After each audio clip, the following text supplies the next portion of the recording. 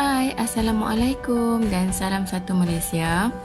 Saya Suhaili binti Buhori Elias Bahari, pelajar jurusan Bachelor of Occupational Health and Safety Management with Honour, bernombor pendaftaran 86021108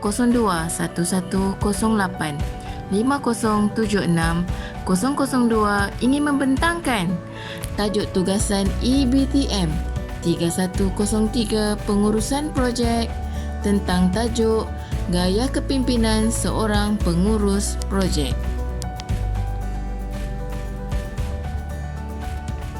Bagi pengenalan dan abstrak tajuk ini, pemimpin merupakan individu yang boleh memberi pengaruh kepada individu yang lain di dalam sesuatu pertubuhan, dan kepimpinan perlu melibatkan orang lain. Dalam erti kata lain, subordinat atau pengikut diperlukan.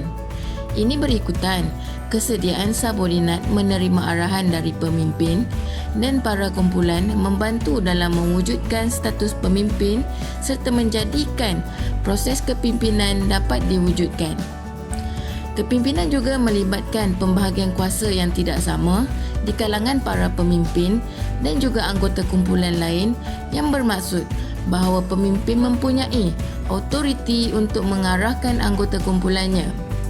Kepimpinan juga boleh didefinisi sebagai keupayaan mempengaruhi, memotivasi, mengubah sikap dan tingkah laku seseorang.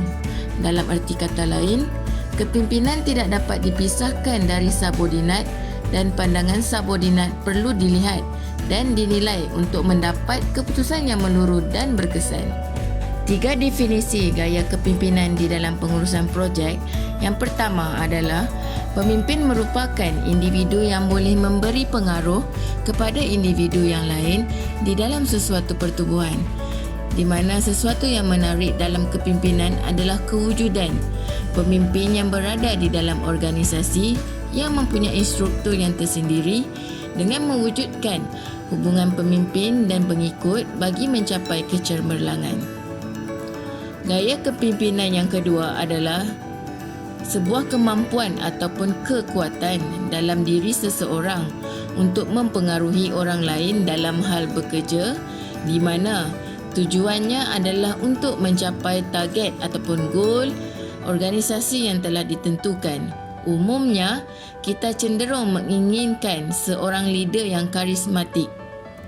Untuk definisi yang ketiga adalah gaya kepimpinan merupakan cara seseorang pemimpin menggunakan kuasa yang dimiliki sebagai alat atau bahan untuk mempengaruhi pekerja supaya bekerja untuk mencapai objektif, di mana gaya kepimpinan dalam juga merujuk kepada tingkah laku pemimpin yang mengamalkan secara tinggi atau rendah di dalam sesuatu organisasi. Pencapaian yang cemerlang dalam sesuatu organisasi memerlukan langkah-langkah atau aktiviti yang dirancang oleh pemimpin bagi mendorong pengikutnya meningkat dan ke arah zaman kecemerlangan di dalam organisasi tersebut. Oleh itu, usaha ke arah penyatuan aktiviti sesebuah organisasi bergantung besar kepada kepintaran seorang pemimpin. Kemahiran melihat masa hadapan juga perlu kepada seorang pemimpin dalam memainkan peranan utama bagi mencapai kejayaan sesebuah organisasi.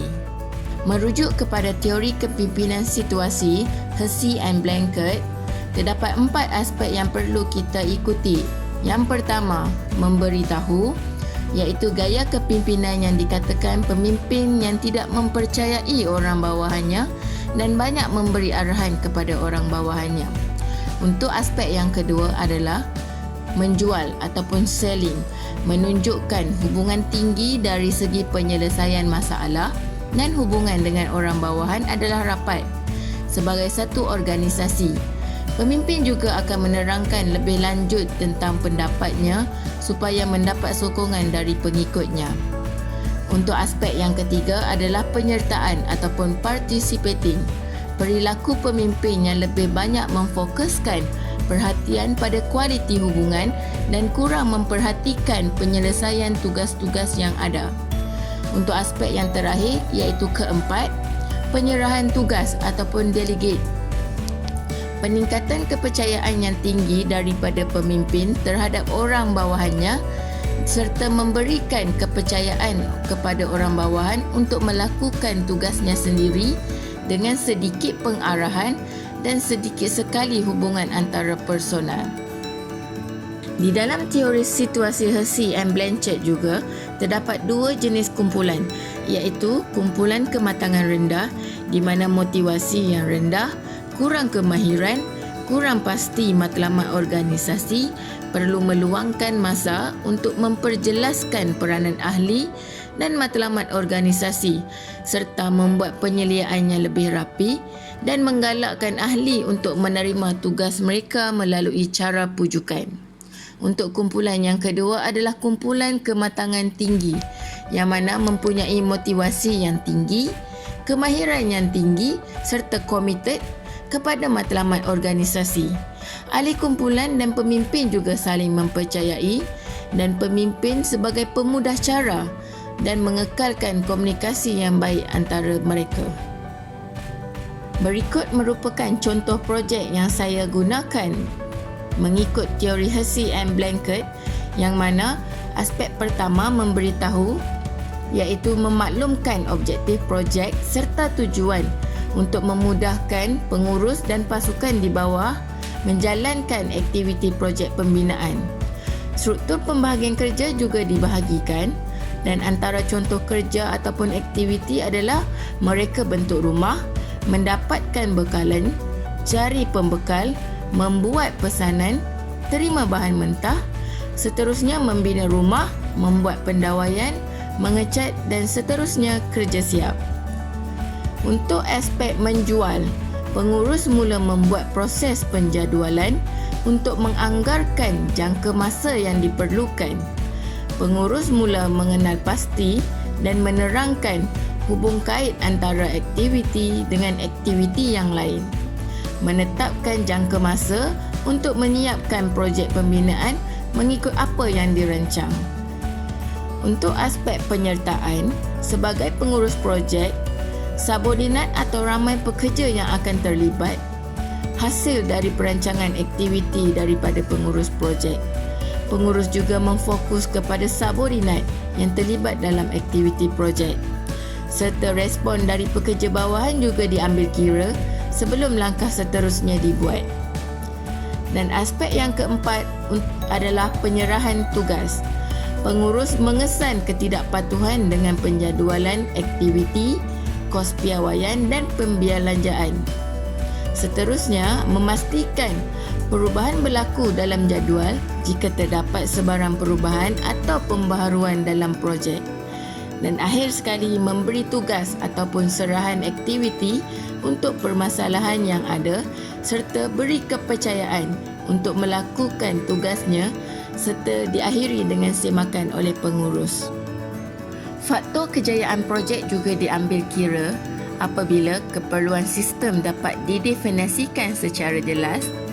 Yang kedua, penglibatan daripada semua pihak serta semua golongan daripada pihak pengurusan atasan hingga pekerja bawahan.